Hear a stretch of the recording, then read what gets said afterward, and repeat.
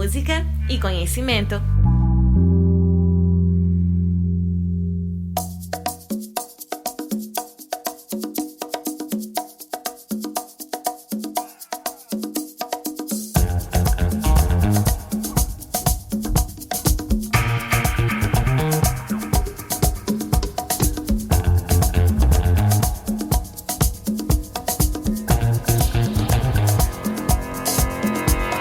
Olá povo, olá pessoas, eu sou a Adeluna e neste programa eu converso com Kira Aderne, guitarrista, vocalista e compositora da banda pernambucana Diablo Angel.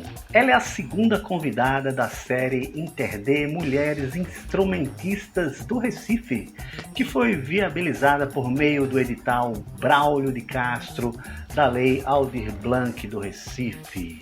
Então vamos lá!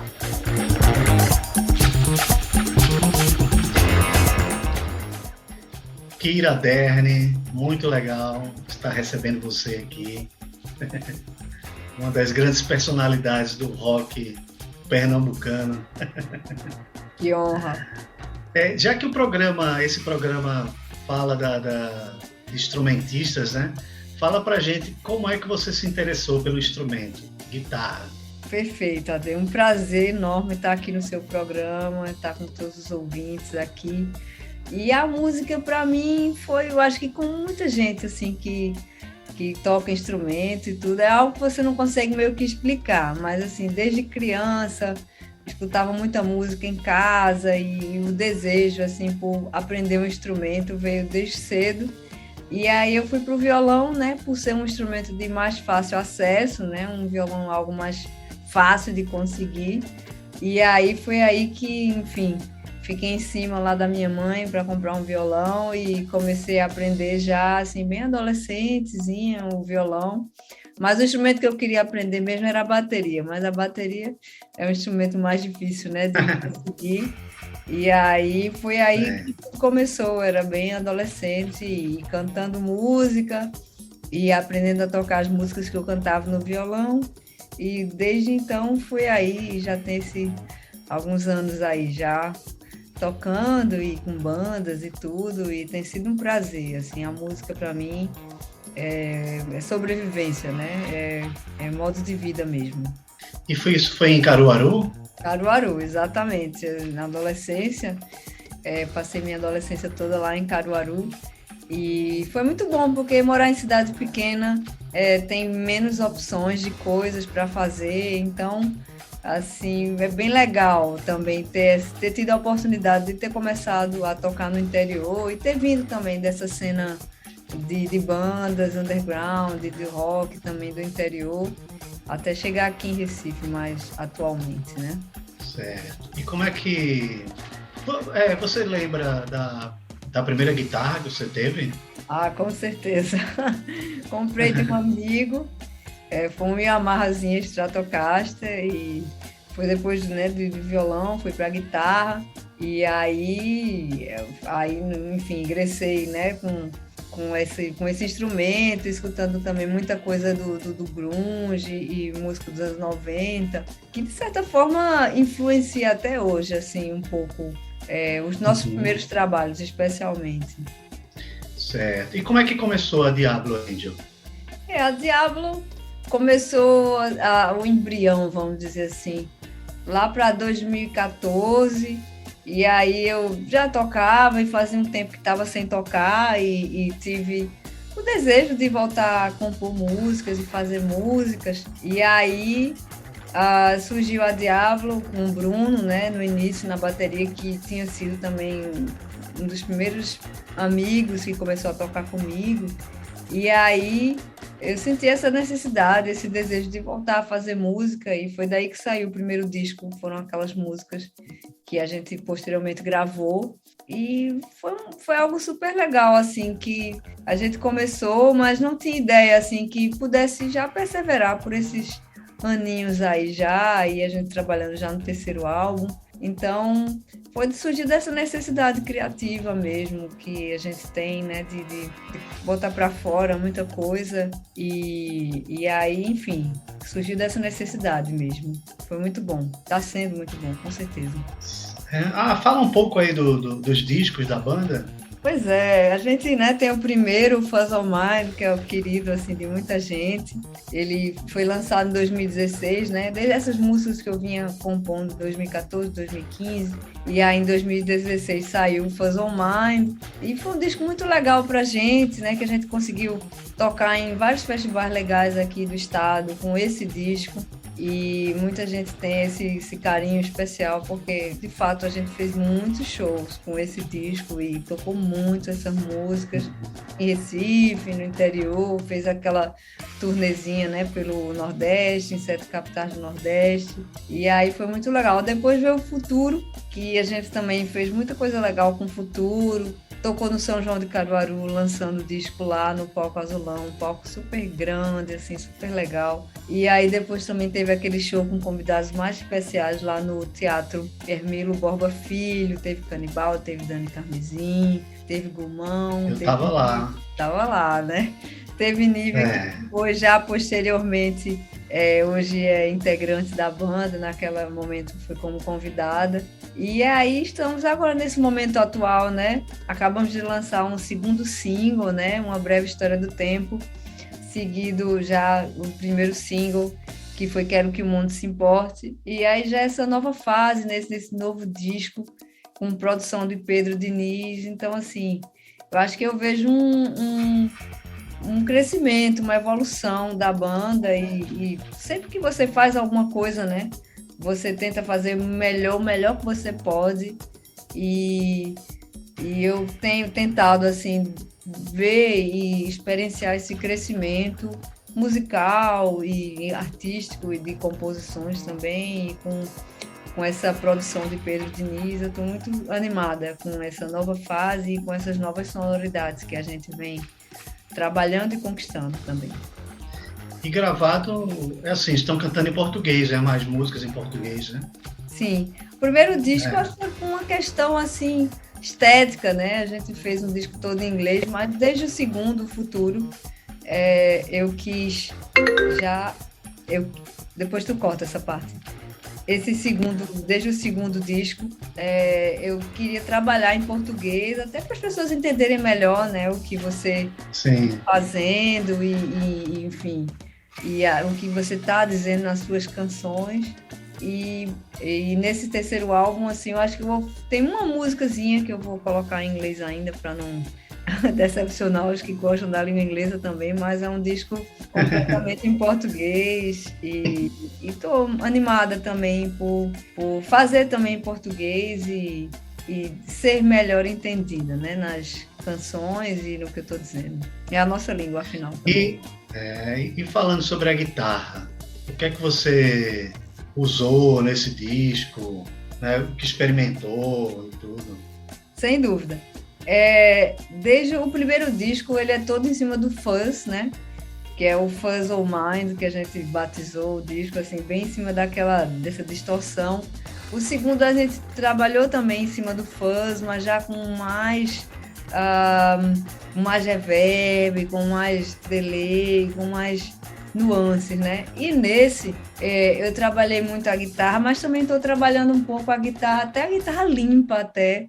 Estou curtindo também trabalhar um pouco, tem a distorção, mas também de escutar a sonoridade também bem clean também, para ficar bem claro o que você está falando. E eu estou curtindo assim também essa coisa da guitarra um pouco mais clean e assim, ou com uma distorção assim super leve, uma coisa assim mais a ver com esse momento também, né? Eu também me aventurei um pouco com synths, né? Que também muita música é feita em cima do synth. Eu não toco, não é o meu instrumento, mas assim, para compor eu também me aventurei.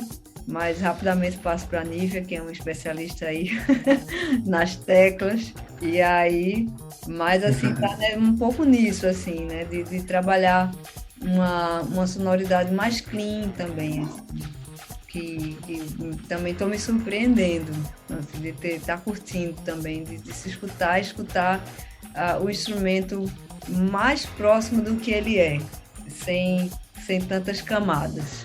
Acho que é legal também. Sim, é interessante. E o que é que você trabalhou de letra, né?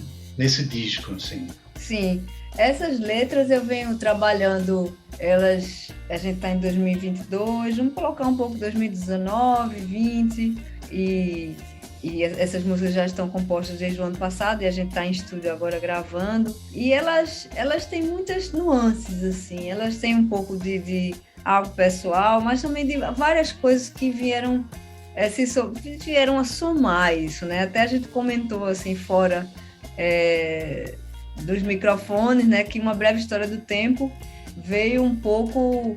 Estava lendo aquele livro do Stephen Hawking, né, o físico, né? E aí, assim, quando ele fala das estrelas, ele fala como você está olhando e você não está vendo o que você está vendo. Você está vendo algo que já aconteceu, né? E aí foi algo que me inspirou um pouco em cima disso. Em termos, assim, de livro, de filme, de série, o que é que você indicaria, o que você leu, assistiu durante essa pandemia, por exemplo, que te chamou a atenção? Pois é, tanta coisa. Eu acho que nunca se viu tanta série ou se teve tanto tempo, né, para ler tantas coisas legais, assim, como agora, né? Embora que a vida está voltando um pouco ao normal, assim, entre aspas, né? Aí tá um pouco mais parecido com antes, assim. Mas eu acabei de ver uma série super bacaninha na HBO, assim, gostei muito, Girls, Garotas, a tradução. É uma série bem interessante, assim, que traz uma temática, assim, feminina, né, das coisas, assim. É uma série bem, assim, foi inesperada, assim, que eu curti. Acabei de ver essa série agora. É legal, então. Achei bem bacana, assim. Tem uma veia meio indie também, um pouco. E, assim, tem uma temática interessante, assim, do aspecto da visão feminina, né? E é bem legal também, assim. Outra coisa que me interessou muito, assim, na pandemia, eu gosto muito de política também, assim, de ciência política. E eu vim um pouco afastada, um pouco desses assuntos. Eu acho que a pandemia também me aproximou um pouco dessa coisa da ciência política, que também é importante, né, para a nossa vida em sociedade, para que você faça boas escolhas e compreender o que está acontecendo. E aí tem um livro bem legal, assim, que eu comprei e estou, assim, já em vias de finalizar, que é Manual dos Sobreviventes, de Fernando Gabeira, que ele dá um panorama bastante interessante, assim, passando por várias áreas, não só política, mas meio ambiente, sociedade, diversidade, cultura. Ele é um jornalista, né, que tem um leque muito amplo, né, de assuntos. E esse livro é bem legal e é um livro, não é um livro muito denso, é um livro, assim, de leitura rápida, de vários artigos, vamos dizer assim. E é um livro bastante interessante, assim. O livro já diz, né? Manual do Sobrevivente, para você sobreviver à nossa conjuntura. E não é um livro tão recente, mas completamente atual para nosso momento também. Então, acho que seriam duas dicas bem diversas, né? Assim, bastante diferentes, mas que eu curti e curto bastante. Muitíssimo obrigado, amiga Kira Derni.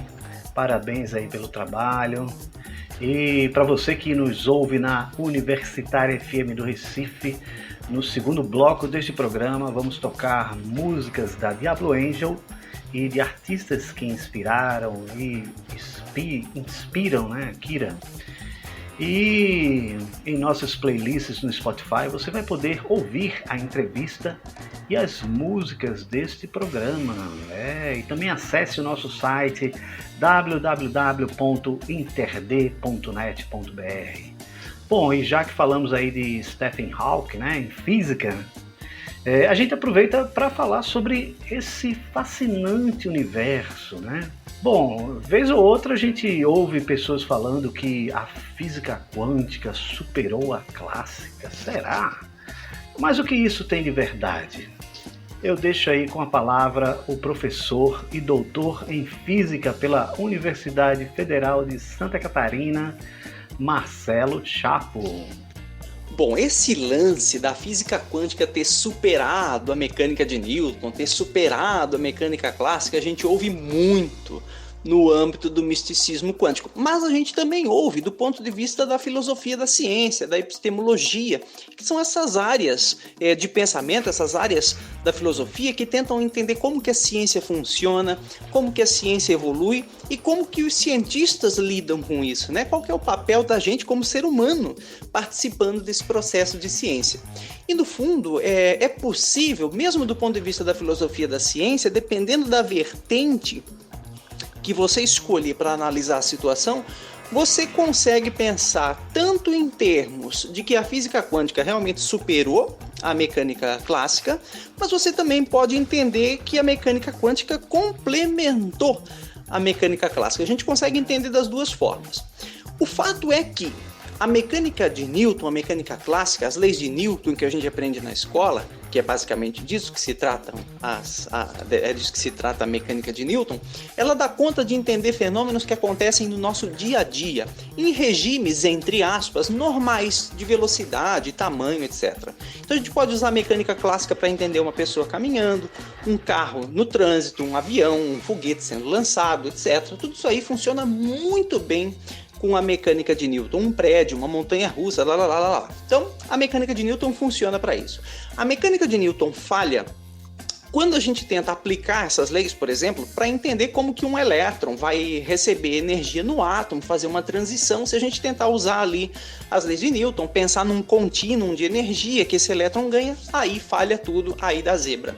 Então a mecânica de Newton ela não serve para esses fenômenos ali da estrutura da matéria, nas interações entre as partículas e energia e tal, as coisas são um pouco mais complicadas e quem dá conta de entender isso é a mecânica quântica. Por outro lado, quando a gente pega a mecânica quântica e aplica para sistemas macroscópicos, para sistemas grandes, para sistemas cotidianos, olha só, ela reproduz os mesmos resultados que a mecânica clássica. Então, nesse sentido, a gente pode pensar que a mecânica quântica, ela superou, né? Porque ela dá conta de explicar os fenômenos macroscópicos, ela reproduz os mesmos resultados, afinal, da mecânica newtoniana, e ela foi além. Agora ela pode ser usada no âmbito das partículas, no âmbito de átomos e moléculas. Então ela superou, a gente pode pensar assim, né? Ela fez o que a mecânica clássica fazia e foi além. Por outro lado, a gente também pode pensar que ela complementou. Por quê? Porque a mecânica de Newton, a mecânica clássica, gente, ela continua valendo. Ou seja, os engenheiros hoje ainda utilizam mecânica clássica para projetar um prédio, para saber se uma estrutura é estável ou não. Para projetar uma montanha-russa, para saber a velocidade que ela atinge, para saber quanto de frenagem eu preciso ter. Enfim, a mecânica clássica ela continua valendo. Os aviões ainda voam e são projetados em túneis de vento que analisam forças que são aí descritas pela mecânica clássica e assim por diante. Então a gente consegue entender essa complementação ou superação, tanto faz. Do ponto de vista epistemológico é isso. Mas qual que é o resumo da ópera? O problema dessa discussão não é se ela complementou ou se ela superou, porque isso é até legal a gente debater, discutir, etc.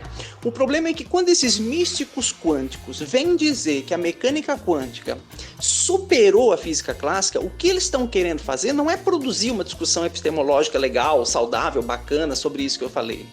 Não é isso. O que em geral eles estão querendo é tentar fazer com que você se abra intelectualmente para aceitar tudo que é tipo de besteira que eles vão falar em seguida. Então você vai dizer, não, mas a natureza não é assim. Aí eles vão dizer, não, mas é que essa tua visão da natureza está equivocada, ela foi superada pela mecânica quântica, entende?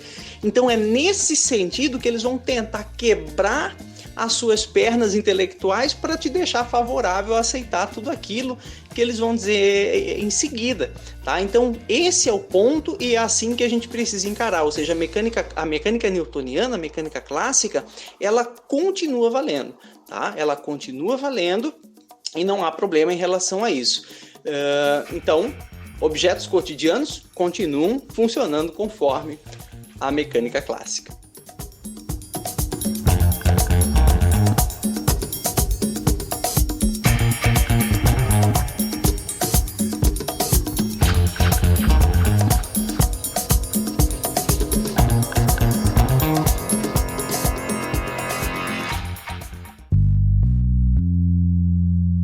InterD, Música e Conhecimento. Apresentação e roteiro, Adeluna. Trabalhos técnicos, Pedro Santos. Voz da vinheta, Thaís Queiroz. Música da trilha, Banda Monjolo. Apoio cultural, Estúdio Bacamarte.